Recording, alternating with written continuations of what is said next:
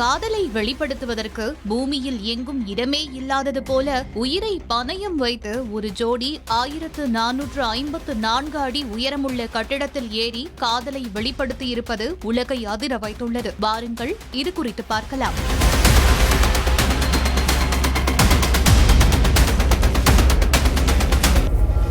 ரஷ்யாவை சேர்ந்தவர்கள் ஏஞ்சலா நிக்கோலாவ் மற்றும் இவான் பீர்கஸ். காதலர்களான இவர்கள் இருவரும் உலக அளவில் உயரமான கட்டடங்களின் உச்சிக்கு எவ்வித பாதுகாப்பும் இன்றி ஏறி புகைப்படம் எடுக்கும் வழக்கத்தை கொண்டவர்கள். இந்த நிலையில் அமெரிக்காவின் நியூயார்க்கில் உள்ள எம்பயர் ஸ்டேட் கட்டிடத்தின் பொதுவான பார்வையாளர்கள் பகுதிக்கு மேலே உள்ள அதன் 1454 அடி உயரமுள்ள மிக குறுகிய ஆண்டனா கோபுரத்தின் உச்சிக்கு சென்றனர்.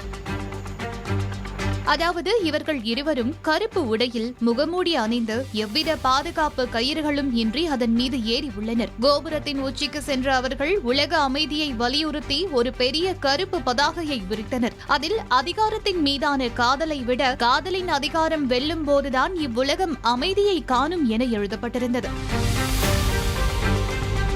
அதன் பிறகு கோபுரத்தின் சற்று கீழ் பகுதிக்கு வந்த இவான் திடீரென முழங்காலிட்டு ஏஞ்சலாவிடம் தனது திருமண விருப்பத்தை வெளிப்படுத்தி மோதிரத்தை மாற்றினார். பின்னர் இருவரும் கட்டிப்பிடித்து தங்கள் காதலை வெளிப்படுத்திக் கொண்டனர். இதை பார்த்த பொதுமக்கள் உடனடியாக நியூயார்க் காவல்துறைக்கு தகவல் தெரிவித்தனர். அவர்கள் அங்கு சென்று விசாரணை நடத்தினர். இறுதியில் அவர்கள் உரிய அனுமதியின்றி மிக ஆபத்தான தடை செய்யப்பட்ட பகுதிக்குள் அத்துமீறி நுழைந்ததாக இருவரும் கைது செய்யப்பட்டனர். இந்த சம்பவம் அமெரிக்காவில் பரபரப்பை ஏற்படுத்தியுள்ளது.